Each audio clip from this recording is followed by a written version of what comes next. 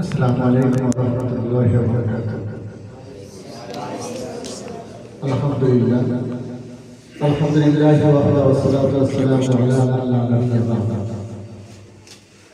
अऊज़ु बिल्लाहि मिनश शैतानिर रजीम। बिस्मिल्लाहिर रहमानिर रहीम।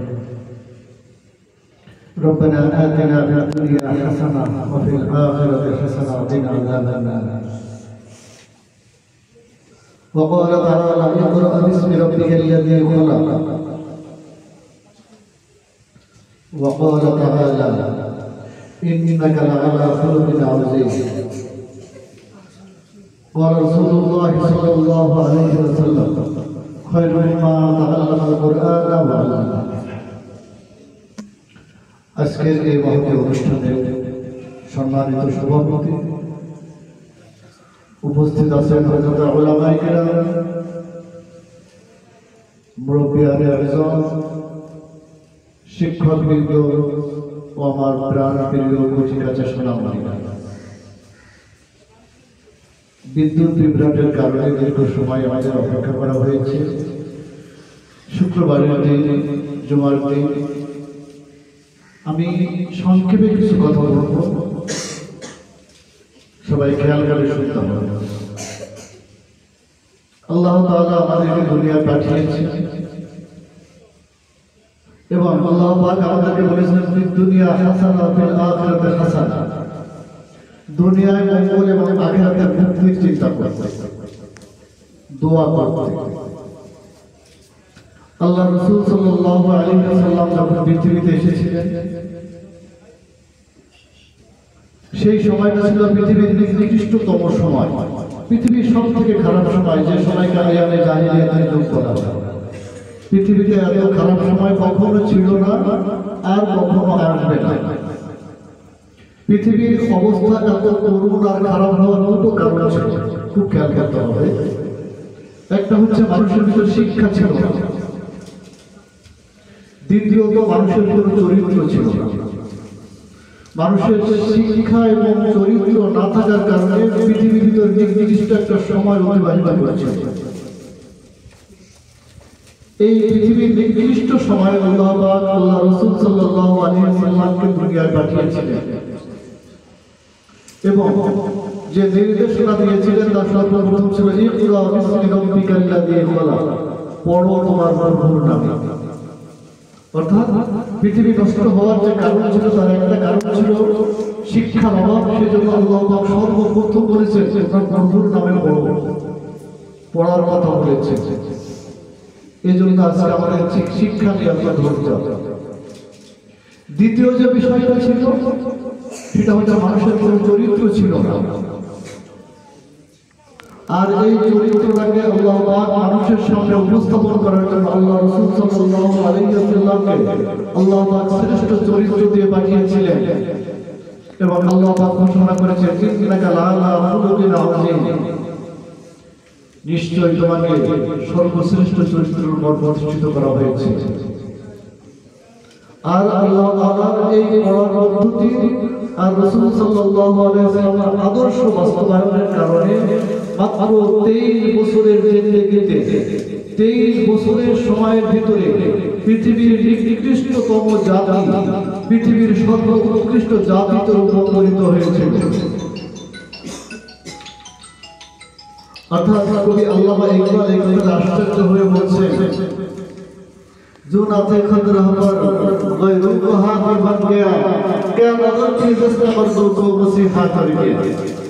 পৃথিবীর ইতিহাসে এর নজির নাই, যারা পৃথিবীর নিকৃষ্টতম মানুষ ছিল, আয়ামে জাহেলিয়াতের সর্দার ছিল, সেই মানুষগুলো পৃথিবীর সর্বোৎকৃষ্ট জাতি খিলাফায়ে রাশিদার যুগ প্রতিষ্ঠিত করেছে। 23 বছরে আল্লাহ রাসূলের জিন্দেগির কারণে মানুষের পরিবর্তন আসছে সব দিক থেকে। আর এই পরিবর্তন, এই যুগ 1200 বছর পর্যন্ত দাপটের সঙ্গে পৃথিবী শাসন করেছে। আপনারা ইসলামের ইতিহাস বলে জানবেন, 1200 বছর পর্যন্ত ইসলামে শৌর্য, বীর্য আর সৌন্দর্যকে লালন করে 1200 বছর দাপটের সঙ্গে পৃথিবী শাসন করেছে মুসলমানরা। যত আবিষ্কার দেখে, যেহেতু যত বিজ্ঞান আপনারা দেখেন না কেন, এই বিজ্ঞানের গোড়া দেখবেন আবিষ্কার হল মুসলমান। কিন্তু অতীব দুঃখের বিষয়, আল্লাহ একটা কথা বলছিলেন, এই সমাজ ধ্বংসের একটা কারণ সেটা হচ্ছে ধর্মহীন কর্মশিক্ষা আর কর্মহীন ধর্ম শিক্ষা। যে কথাটা আমার আগে বক্তা বিশেষভাবে বলেছে, আমরা দুই বেরোতে বিভক্ত হয়েছে আমাদের শিক্ষা নিয়ে। কেউ আমরা কোরআন হাদিস করে মসজিদ এবং মাদ্রাসার ভিতরে সীমাবদ্ধ থাকি, তারা বাইরের কোনো কাজ করতে পারে না, বাইরের সমাজের সঙ্গে আমরা মিলে চলতে পারি না। আর কিছু মানুষ আছে যারা ধর্মহীন কর্ম শিক্ষা শেখে, অর্থাৎ ধর্ম নাই, ইসলামের কোনো জ্ঞানই জানে না, শুধু কি হয়েছে উচ্চ শিক্ষিত হয়েছে কিন্তু মানুষ হয় নাই। তারাই কি করছে, অফিস আদালতে চুরি ডাকাতি করছে, তারা মানুষের কাছে ঘুষ খাচ্ছে, সুদ খাচ্ছে, দেশের টাকা বিদেশে পাচার করে দিচ্ছে, অর্থাৎ ধর্মহীন কর্ম শিক্ষার কারণে আজকে আমাদের একটা বিপ্লবের সময় এসেছে। যে বিপ্লবটা আল্লাহ রাসূল সাল্লাল্লাহু আলাইহি ওয়াসাল্লাম করেছেন যে রব্বানা আতিনা ফিদ দুনিয়া হাসানা ওয়া ফিল আখিরাতি হাসানা, এই ব্যক্তি দুনিয়াতেও সেরা হবে, আখিরাতেও সেরা হবে। দুনিয়ার সব কিছু বুঝবে, আখিরাতের সব কিছু সে বুঝবে। এই জায়গাটা আমরা পরিকল্পিতভাবে আমরা হাতছাড়া করে দিয়েছি। এই জায়গাটা পরিকল্পিতভাবে আমাদের থেকে ছিনিয়ে নেওয়া হয়েছে। আমাদেরকে কোরআন হাদিসের কথা বলে বলছি মাদ্রাসায় ঢুকিয়ে দেওয়া হয়েছে। আর আসল তারা ইসলামহীন ধর্মহীন কর্মশিক্ষার মাধ্যমে তারা দুনিয়াবি বড় বড় অফিস আদালতকে তারা দখল করে নিয়েছে। ফলে আমরা দারুণভাবে নিগৃহীত হচ্ছি। তাই আজকে আমাদের এই শিক্ষা বিপ্লব, যে বিপ্লবের মাধ্যমে আমার সন্তান দুনিয়ার সর্বশ্রেষ্ঠ মানুষ হবে আর আখিরাতের মুক্তিটাকে নিশ্চিত করবে, আমরা সিলেবাসকে সেভাবে সাজিয়েছি। একটু আগে আমার বক্তা বলে গেছে, আমরা একটা সন্তানকে প্লে নার্সারি 1-2 ভিতরে ওকে দুনিয়ার প্রয়োজনীয় বড় এলে আমরা শিক্ষা দেওয়ার চেষ্টা করি। কোরআন হাদিস সহি শুদ্ধ কোরআন করতে পারবে, পুরোহিতদের নামাজ জানাজার নামাজ থেকে শুরু করে ব্যবসা বাণিজ্য করতে যে ইসলামী দিক নির্দেশনা আছে এটা যেমন সে শিখবে, তেমন সে সাধারণ শিক্ষার সর্বোচ্চ শিক্ষার মাধ্যমে সে কি করতে পারবে, ডাক্তার, ইঞ্জিনিয়ার, বিসিএসপি হওয়ার মতো সব ধরনের সুযোগ তার থাকবে। এটা আমি শুধু যে কথার কথা বলছি এমন নয়, আমার দুই যুগের যে অভিজ্ঞতা। আজকে আমার ছাত্রছাত্রী অনেকেই কি আছে, হাফেজ মাওলানা মুফতি হয়ে বাংলাদেশের ভালো ভালো অবস্থানে আছে। আপনারা মনে হয় জানবেন, আমারই ছাত্র, আমার শিক্ষকের ছেলে, ঢাকা এলিফ্যান্ট রোডে এরোপ্লেন মসজিদ, ঢাকা ঐতিহ্যবাহী মসজিদের খতিব আমার ছাত্র। আমার ছাত্র এখন কম্পিউটার সায়েন্সে, কম্পিউটার বিজ্ঞানীতে সে করছে, রাশিয়া এখন সে কি করতেছে, থিসিস করছে। আমার ছাত্র হাফেজ, সে তুরস্কের সফটওয়্যার ইঞ্জিনিয়ারের উপর থিসিস করছে। কুয়েট মেডিকেলে বিভিন্ন জায়গায় আমাদের ছাত্ররা পৌঁছে গেছে। অর্থাৎ তারা সহি শুদ্ধ কোরআন পড়ে, নিয়মিত নামাজ পড়ে এবং তারা কি করছে, দুনিয়ার সর্বোচ্চ জায়গায় তারা পৌঁছে গেছে। এই জন্য আমরা শিক্ষাকে বিস্তার করতে চাচ্ছি, সর্বস্তরের মানুষের ভিতরে দিন ঢুকানো প্রয়োজন। এই জন্য ক্যাডেট কেয়ার এডুকেশন সোসাইটি এবং ক্যাডেট কেয়ার প্রকাশন একটা সমন্বিত একটা শিক্ষা ব্যবস্থাকে চালু করেছে। যেটা ভাইয়ের সঙ্গে একটু আগে আমি আলোচনা করছিলাম যে আমার ছাত্ররা জেনারেল পরীক্ষায় সর্বোচ্চ রেজাল্ট করে, খুলনা বিভাগের মধ্যে সেরা রেজাল্ট।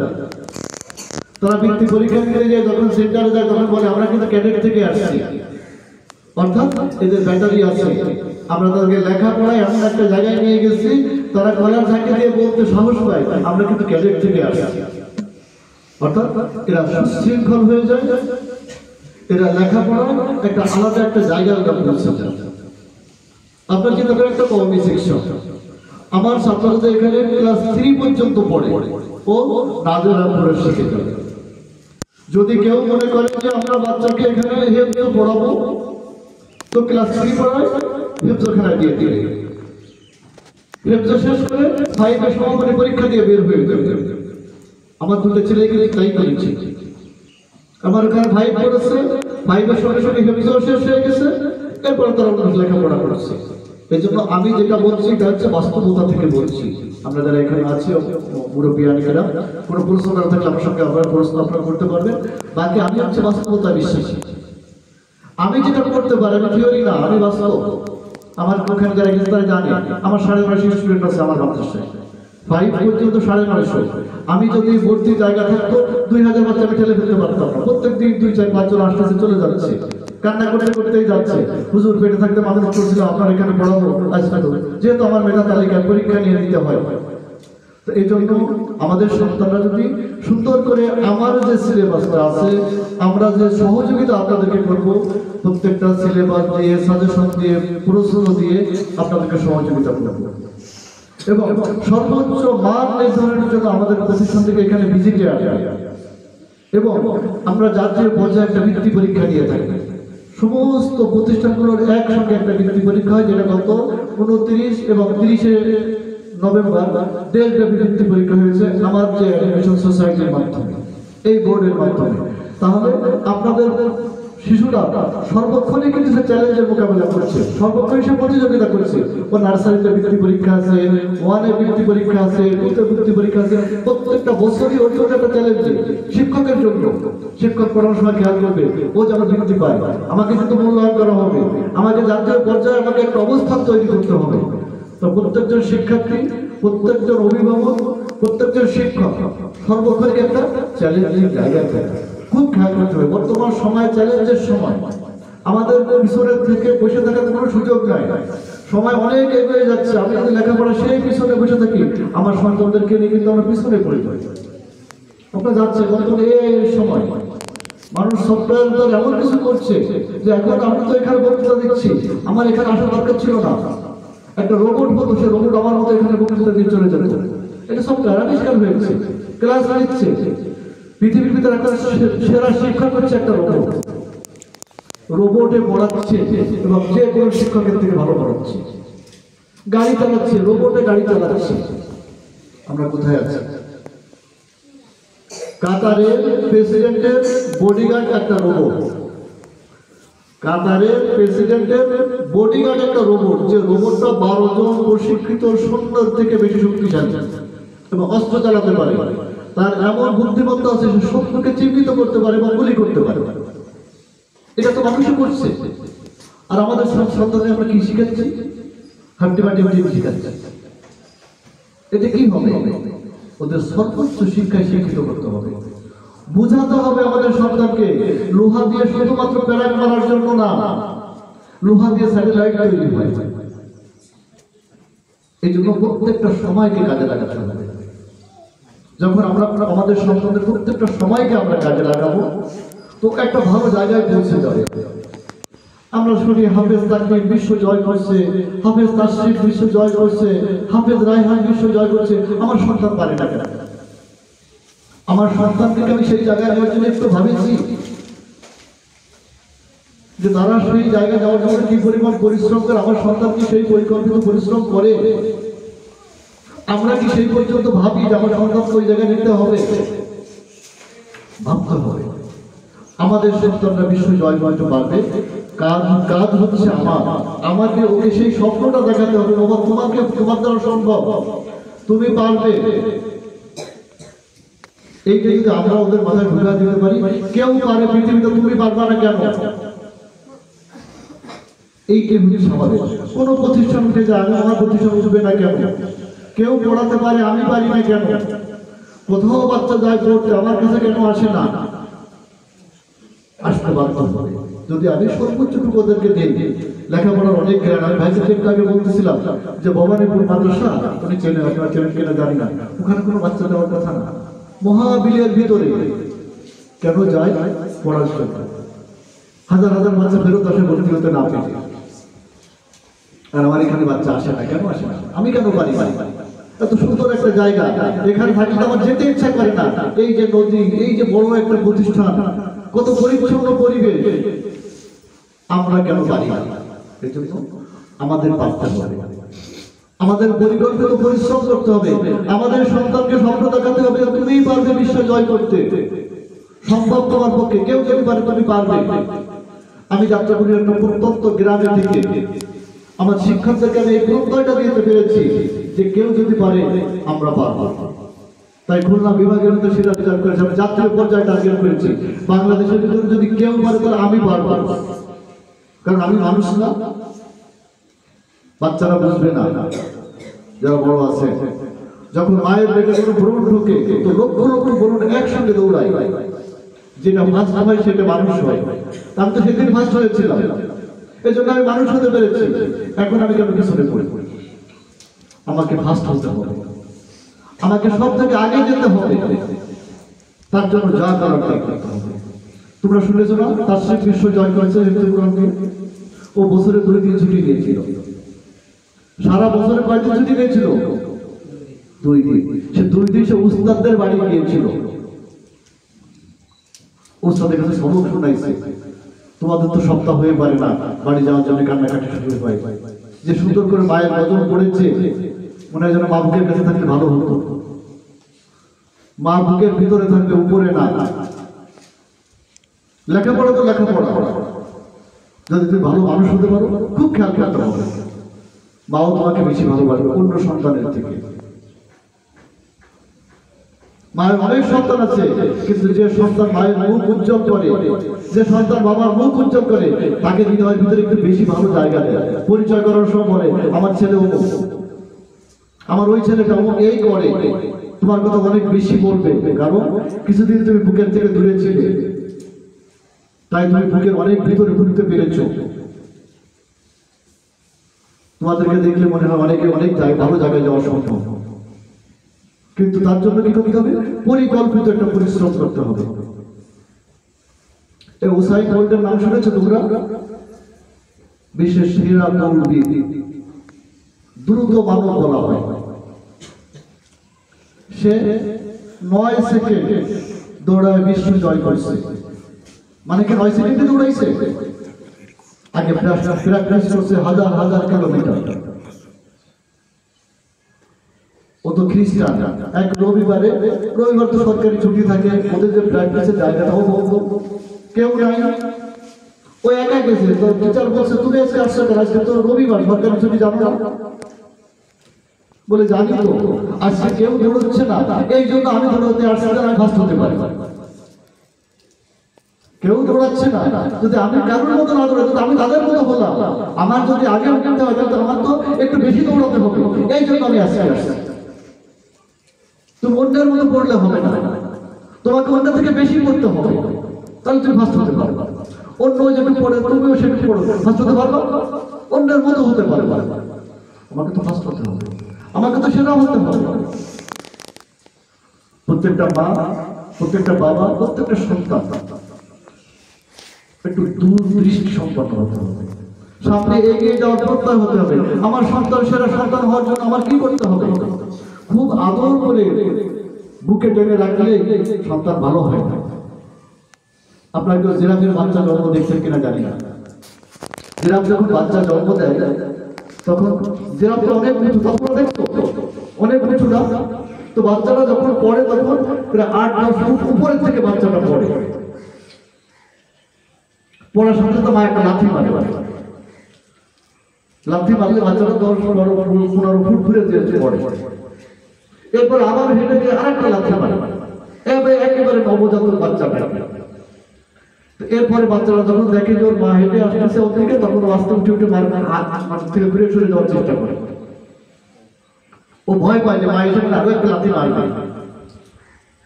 কারণ আমি জানো মাকে নির্দয়, জিরাফের শিং নাই, ওর বড় ধারালো দাঁত নাই, ওকে জঙ্গলে হিংস্র জানোয়ারের ভিতর বসবাস করতে হয়। ও যদি এখন যদি ন্যাকামি করে শুয়ে শুয়ে ও বেঁচে থাকতে পারবে না। এই জন্য ওকে কি করতে শক্ত হতে হবে। এই জন্য মা প্রথম রাতি দিয়ে বুঝায় দেয়, বাবা তোমার এই জঙ্গলের ভিতরে হিংস্র জানোয়ারের সঙ্গে তোমার লড়ে বেঁচে থাকতে হবে, তোমার শুয়ে ন্যাকামি করলে চলবে না, তোমাকে শক্ত হতে হবে, তোমাকে দৌড়াতে হবে, তোমাকে বাঁচার চেষ্টা করতে হবে। তো বর্তমান সময় চ্যালেঞ্জের মোকাবেলায় আমাদের খুব ন্যাকামি করে অনেক দূর এগিয়ে যাওয়া সম্ভব নয়। অনেক কষ্ট করতে হবে, অনেক না খেয়ে থাকতে হবে, অনেক কম খেয়ে থাকতে হবে। প্রত্যেকটা অভিযোগ মা বাবার কাছে দিতে, মা আজকে সকালে ডালটা ভালো হয়নি, মা তরকারিটা আজকে খেতে পারিনি, ভালো হয়নি, মা কষ্ট পাবে ঠিক, কিন্তু তুমি ভালো মানুষ হতে পারবে। আমরা খুব একেবারে নিচু ফ্যামিলির ছেলে ছিলাম তা না, কিন্তু গহরডাঙ্গে যখন আমরা পড়েছি অনেক না খাওয়ার কষ্ট ভোগ করেছি। যখন বাইরে লেখাপড়া করছি অনেক আগে, এখন তো রাজকীয় খাবার প্রত্যেকটা মাদ্রাসা বোর্ডিং এ 2 বেলা খাবার দিতে, 1 বেলা দুটো রুটি দিত, যে ডাল দিত, ডালের উপরে বুকা বেশি থাকতো, সাদা সাদা বুকা, ওই চামচ উল্টে ফেলে ওই ডালটাই খেতে হতো, উপায় ছিল না। সেই জন্য একটা সময় কষ্ট করে লেখাপড়া শিখে নিজেকে মানুষ করতে হয়।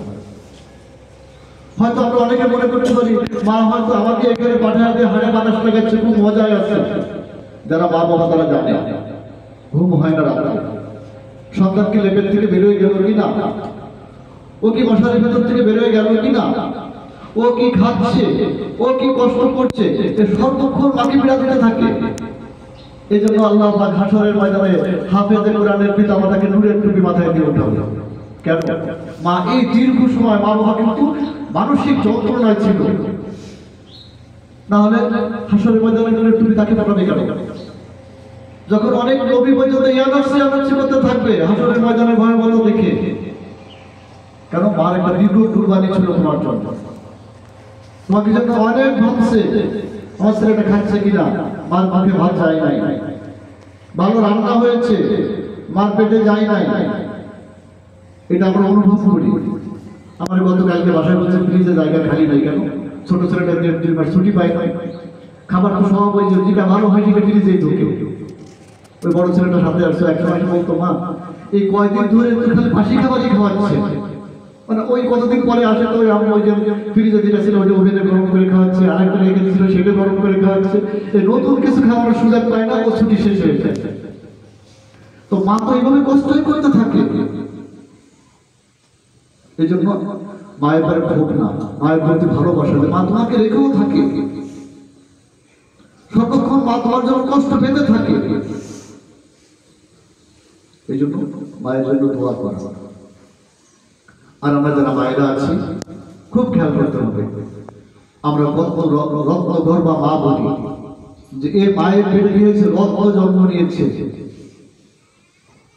মাকে একটু কষ্ট করতে হবে, তাহলে আপনি রত্নঘর বা মা হতে পারবেন।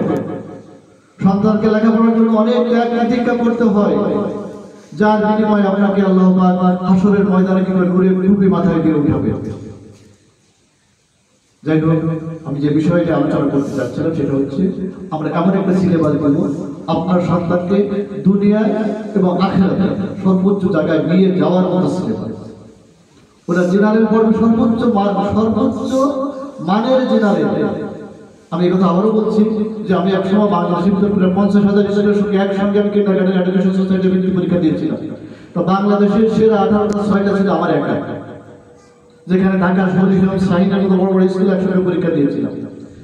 বোর্ডের চেয়ারম্যান আমাকে দেখতে আসছিল যে গ্রামের ভিতরে একটা প্রতিষ্ঠান, কোথায় প্রতিষ্ঠান যে বাংলাদেশে এতগুলো প্রতিষ্ঠানের সঙ্গে একসঙ্গে কম্পিটিশন করে সে সেরা 6টা প্রতিষ্ঠান নিল কিভাবে। এমনি ভাবে সরকারের সমাপনী পরীক্ষা আমরা দিয়েছি, আমরা খুলনা বিভাগের ভিতরে সেটা রেজাল্ট করেছি। তো আমাদের সিলেবাসটা মানসম্মত সিলেবাস। আমি আমাদের এখানে শিক্ষকবৃন্দ আছে মানসম্মত শিক্ষক, আপনাদের সন্তানকে সর্বোচ্চ জায়গায় নিয়ে যাওয়ার জন্য, সে দুনিয়ার পড়া হোক আখিরাতের পড়া হোক, আমরা বাংলা, ইংরেজি এবং আরবি সবগুলোকে আমরা সর্বোচ্চ জায়গায় নিয়ে যাওয়ার জন্য আমরা সঠিকভাবে তদারকি করে থাকি এবং কাউকে ছাড় দিই না। এই প্রতিষ্ঠান যদি আমাদের রেজাল্টটা বাস্তবায়ন না করে আমি 1 বছর পরে বলবো যে আপনার দায়িত্ব আমি নিতে পারবো না, কারণ আপনাদের মা বাবার কাছে আমি একটা সংকল্প করে দিয়েছিলাম, আমি ওয়াদা করে এসেছিলাম আপনার সন্তানকে একটা ভালো জায়গায় নিয়ে যাবো। আপনার শিক্ষকবৃন্দ বা আপনার কমিটি পারছেন না, তো আপনারা সরি আমি আর আপনার কাছে আসবো না। দুর্গমগিরি আমি যখন বাগেরহাট থেকে যখন এখানে আসছি আমি ঢাকায় চলে যেতে পারতাম, এত খারাপ রাস্তা। আমি মানে 9 সালে বছর 10 আগে আমরা এসেছিলাম, বড় দেশে তো অবাক হয়ে গেছিলাম যে আমি আর এদিকে আসলাম না। কঠিন রাস্তা যাওয়া আমার জন্য, খুব বেশি সুস্থ না। এরপরে এসেছি যখন শুনছি প্রতিষ্ঠানটার সার্বিক এই অবস্থা, যদি আমরা একটু নজর দিই, সবাই খেয়াল করি, একটা ভালো জায়গায় দিয়ে যাওয়া সম্ভব। এই জন্য আমরা যারা এখানে অভিভাবক আছি, আমি আপনাদেরকে একটা বিষয় ওয়াদা করতে পারি, আমরা আম গাছের কলম দেখছেন না, কলমের গাছ যদি কোথাও লাগে আর সেই বছর যদি ফল হয় আশ্চর্য হওয়ার কিছু আছে? তো কলম আম সময় থেকে নিয়ে আনা যায়, আশ্চর্য হওয়ার কিছু নাই যে এই গাছের আম রূপালী হবে এবং এই বছরই হবে, আশ্চর্য হওয়ার কিছু নাই। তো এই প্রতিষ্ঠানটা ইনশাআল্লাহ বড় গাছের কলম। আমরা পরীক্ষিত, আমরা চ্যালেঞ্জিং জায়গা থেকে আমরা উঠে আসছি, তো আমরা একটু চ্যালেঞ্জ করে বলতে পারি যে এই প্রতিষ্ঠানটা 1 বছরের ভিতরে এর সুফল মানুষ দেখতে পাবে। এবং এটা আমি 3 বছর সময় হাতে নেই, কোনো প্রতিষ্ঠানকে 3 বছর আমি যাবো, তারপরে কিন্তু আমি আর যাবো না। কারণ কোনো বাচ্চা যদি জন্ম নেওয়ার পরে 3 বছরের মধ্যে হাঁটা না শিখে, বলবে তো জীবনে হাঁটা শিখবে না। পৃথিবীর কোনো ডাক্তারকে হাঁটা শিখাতে পারবে না, কারণ ও কি হয়ে গেছে, জন্ম পঙ্গু হয়ে গেছে। তো আমি কোনো প্রতিষ্ঠান করার পর 3 বছর সময় দেবে, 3 বছর আপনাদেরকে সহযোগিতা করবো, তারপরে কিন্তু আমি আর আনবো না। কারণ 3 বছর যদি আপনারা নিজের পায়ে হাঁটা না শিখে, বুঝবো আপনারা পঙ্গু, আপনাদের পিছনে সময় দিয়ে আমার কোনো লাভ নাই। এই জন্য এখানে যারা পরিচালক বৃন্দ আছেন বা শিক্ষক যারা আছেন একটু খেয়াল করবেন, না হওয়ার কিছু নাই। যে কোনো ধরনের প্রশ্ন করেন না কেন, সমস্ত চ্যালেঞ্জের মোকাবেলা করার মতো যথেষ্ট যোগ্যতা আলহামদুলিল্লাহ আমার আছে। যখন ঘটনা মাদ্রাসা আমার বোর্ডে আসে, তো ওরা আমাকে একাধিকবার দাওয়াত দিয়েছে, কিন্তু আমি একটু সময় ঠাকুর করেছি, আমার একটু ঝামেলার কারণে আমি পারিনি। একবার আমাকে টাইম দিয়েছে, বুধবার একটা জরুরি মিটিং আছে, আপনি একটু আসবেন। আমি কয়টার সময় বলে 9টা থেকে 1টা। আমি এত লং টাইম পাবো না, আমাকে ততটুকু হলে আমার টাইম পাবো। বলে আপনি জোহরের নামাজ পড়েন, তো 9টা থেকে 1টা মিটিং, আমার বলছে জোহরের নামাজ পড়তে, একটু টাইম মনে হলো। যাই হোক, জোহরের নামাজের পর দেখি 27টা প্রতিষ্ঠানের পর্যন্ত আমাকে নিয়ে বসছে, অর্থাৎ আমার বোর্ড নিয়ে পরিচালনার জন্য আমার বই পড়াবে, এটা ওনার ডিসিশন। আমি বলছি আমার বই পড়াবেন কেন? তো বলছে আপনার বই আমরা দেখছি, আপনার বইগুলো যে কোনো বোর্ডের থেকে ভালো। হ্যাঁ, আপনার বই দেখলে বলে আমরা সংগ্রহ করছিলাম। তাই বই দেখছি আমার 7 বছর আগে, তখন থেকে 7 বছর আগে। আমি যে থেকে অনেক আপডেট হয়েছে, আমি সময়ের সঙ্গে আপডেট হয়েছে। আমার এবছর প্রত্যেকটা বই আপডেট হয়েছে। আগে 1 বছর দেখবেন যদি বাংলা একাডেমি কোনো বানান কারেকশন করে, তো আমি সেই কারেকশনে বই পড়ি। অর্থাৎ আমি বসে থাকি না, সময়ের সঙ্গে তাল মিলিয়ে আমরা কি করি, সময়ের চ্যালেঞ্জ মোকাবেলায় আমরা এগিয়ে যাই। ক্যাডেট ক্যাম্পের সঙ্গে আপনাদের সাথে আছে, সময়ের সঙ্গে তাল মিলিয়ে সময়ের চাহিদা অনুযায়ী দুনিয়ার শান্তি এবং আখিরাতের মুক্তি নিশ্চিত করার জন্য ক্যাডেট ক্যাম্পের এই প্রতিষ্ঠানের সাথে আছে ইনশাআল্লাহ। যদি আপনাদের সার্বিক সহযোগিতা থাকে, আপনাদের প্রতিষ্ঠানকে নিয়ে, আপনাদের সন্তানকে নিয়ে আমরা অনেক দূর এগিয়ে যাওয়ার স্বপ্ন দেখি। আল্লাহ আপনাকে, আমাকে, সবাইকে আমাদের সন্তান যেন আমাদের দুনিয়ার শান্তি এবং আখিরাতের মুক্তি নিশ্চিত করতে পারে। রব্বানা আতিনা ফিদ দুনিয়া হাসানা ওয়া ফিল আখিরাতি হাসানা, এইটা অর্জন করতে পারে। রব্বানা হাব লানা মিন আজওয়াজিনা ওয়া যুররিয়াতিনা কুররাতা আ'ইউনি ওয়াজআলনা লিল মুত্তাকিনা ইমামা, এই বৈশিষ্ট্য অর্জন করতে পারে, এই আশাবাদ ব্যক্ত করে আমার কথা এখানে শেষ করছি। ওয়া মা আলাইনা ইল্লাল বালাগ। আসসালামু আলাইকুম ওয়া রাহমাতুল্লাহি ওয়া বারাকাতুহু।